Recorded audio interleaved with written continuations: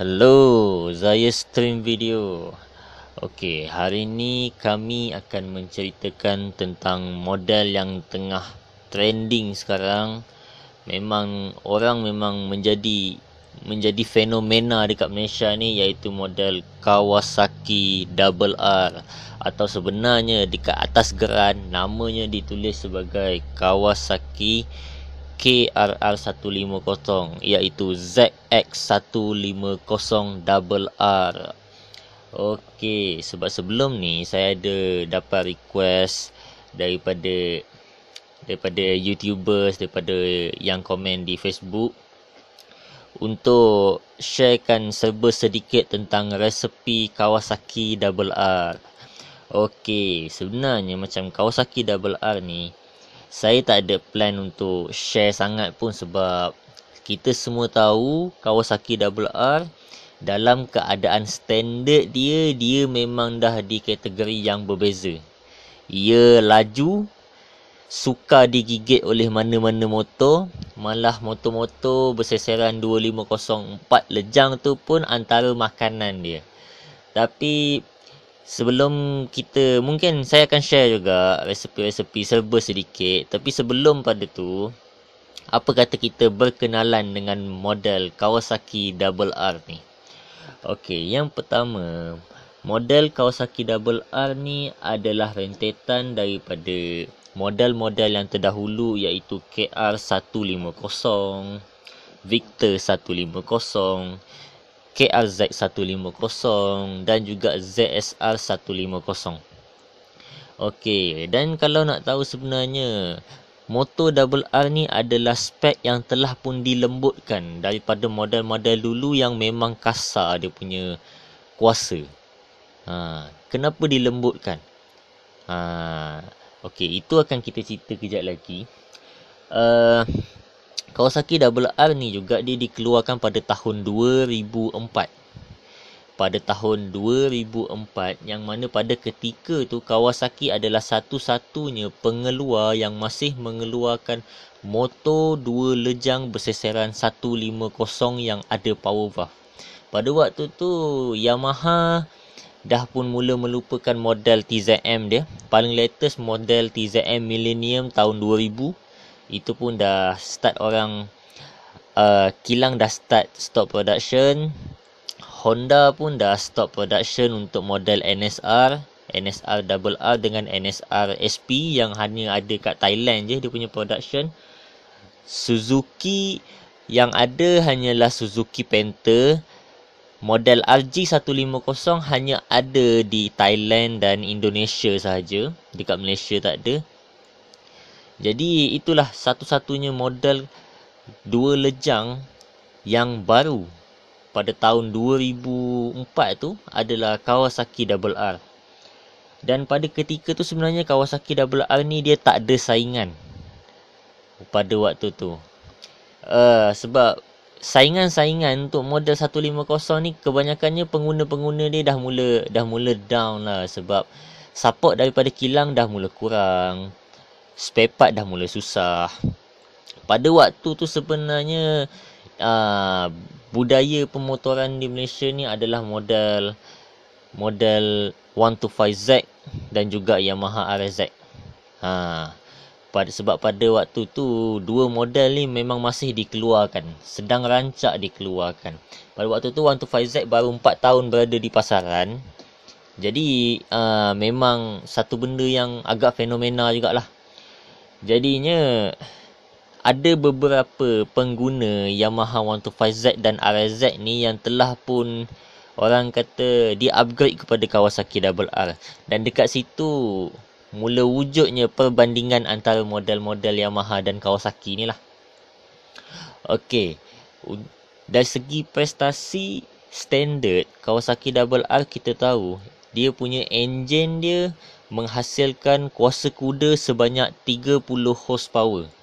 30 horsepower ni bermain di RPM yang tinggi, 10,500 RPM. Jadi kerana apa? Kerana pertama, enjin ni adalah dari jenis oversquare, yang mana saiz bore enjin lebih panjang daripada saiz lejang. Jadi dia memang bermain di RPM yang tinggi. Dan yang keduanya, Kawasaki RR ni adalah motor yang dilengkapi dengan sistem power valve, iaitu untuk model Kawasaki disebut sebagai Super Kip. Super Kip ni berbeza dengan Kip yang dulu. High Kip, Kip. Super Kip ni berbeza. Sebab apa? Kawasaki RR ni adalah rentetan yang dah di-upgrade. Dia basic engine bawah dia, gearbox dia masih sama model KRZ, KR150, ZSR, Victor. Tapi apa yang dah berubah adalah model bahagian blok dia. Blok dan head dia tu yang dah berubah. Model Kawasaki RR, coding dia punya blok adalah 1787. 1787 ni blok dia yang standard lah. Sebab untuk model Kawasaki, dia ada blok racing keluaran factory, Kawasaki punya factory, keluaran PDK, iaitu 1855, yang mana dia punya potting dalam keadaan standard dia dah power. Maknanya kalau beli tu tak payah fikir nak potting, sarung je, memang tip-top blok tu. Lagi satu, blok tu memang keras. Okey, apa itu Super Kip?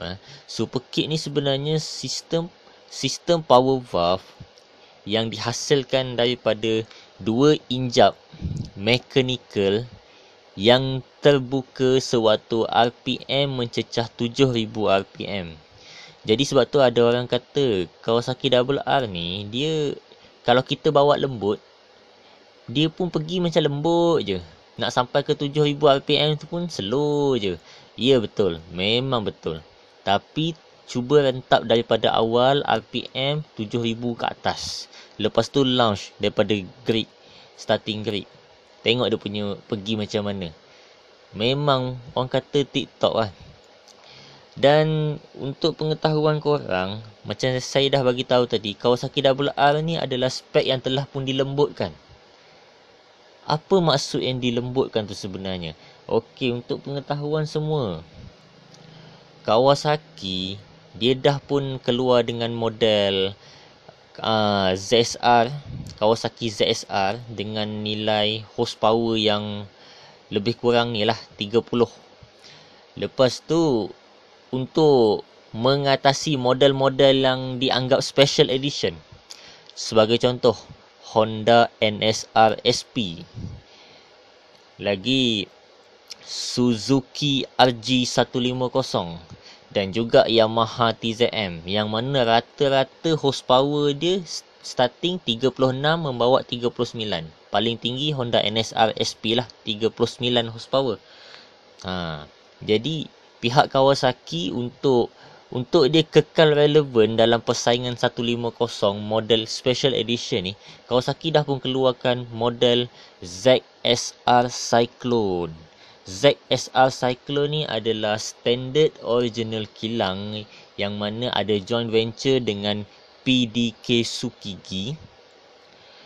Model ZSR Cyclone tu dalam keadaan standard, horsepower dia saja adalah 42 horsepower.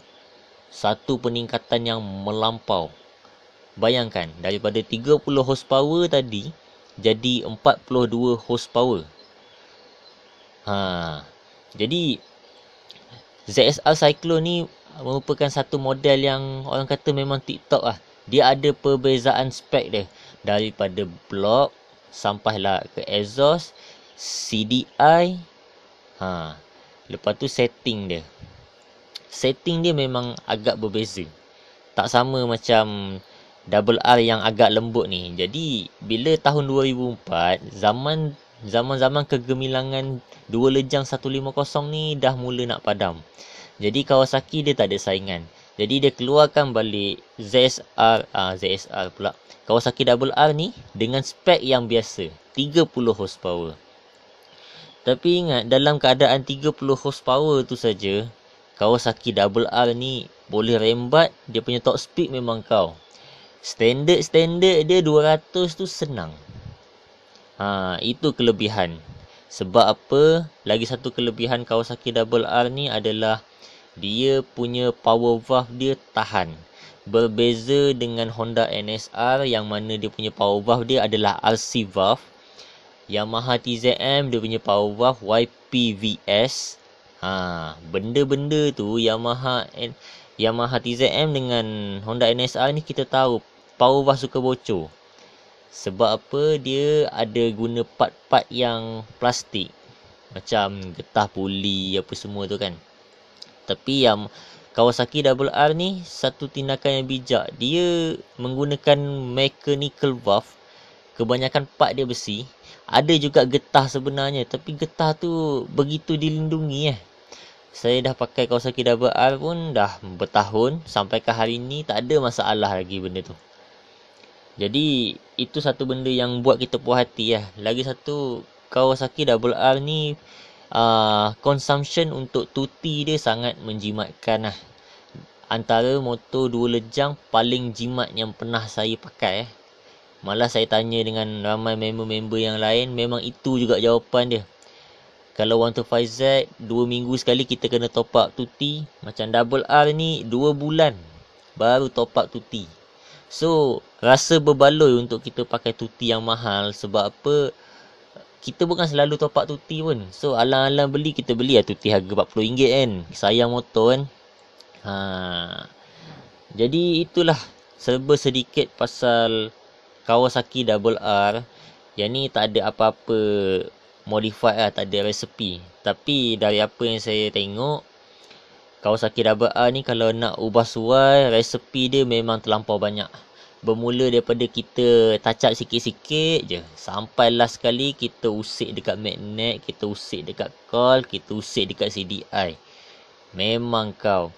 Belum cerita kita nak upgrade jenis size piston lagi. Jenis piston lagi. Kita usik kawah, tukar terus ignition punya style punya plug. So satu motor yang memang orang kata kita tahu tahan lasak. Memang tengah jadi trending sekarang. Dalam keadaan standard dia pun dah laju. Tapi kalau dah modified, jangan cerita lah. Sebab pada rekod yang saya dah tengok, Kawasaki RR setakat ni paling tinggi horsepower diubah suai di bengkel Indonesia dengan 49 horsepower. 50 horsepower tu. 50 horsepower tu berdasarkan dyno on tire tau. Bukan pada enjin, dyno pada tayar. So kuasa on enjin dia lingkungan 60 bawa 65. Satu puncak kuasa yang sangat tinggi . Jadi kita akan rungkai sedikit demi sedikit tentang apa resepi yang diperlukan sampai ke tahap horsepower boleh tinggi melampau macam tu. Macam mana nak tingkatkan dia punya top speed. Macam mana kita nak agihkan daripada kuasa kuda yang tinggi tu, kita nak letak dia kepada top speed. Dan juga macam mana kita nak buat supaya Kawasaki RR kita ni kekal sebagai model yang king.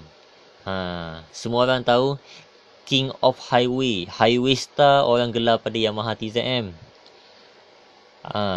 The Boss kita kata RZ.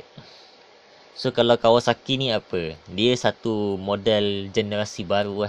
Mungkin zaman anak-anak kita nanti adalah gelaran-gelaran yang sesuai untuk Kawasaki RR ni. Okey, itu saja. Nantikan resepi-resepi Kawasaki RR. Saya akan share sedikit demi sedikit sebab terlampau banyak combination yang kita boleh ceritakan.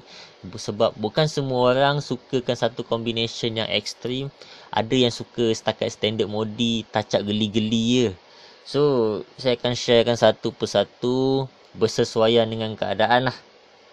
Jadi nantikan video seterusnya, jangan lupa subscribe Zaya Stern Video. Thank you.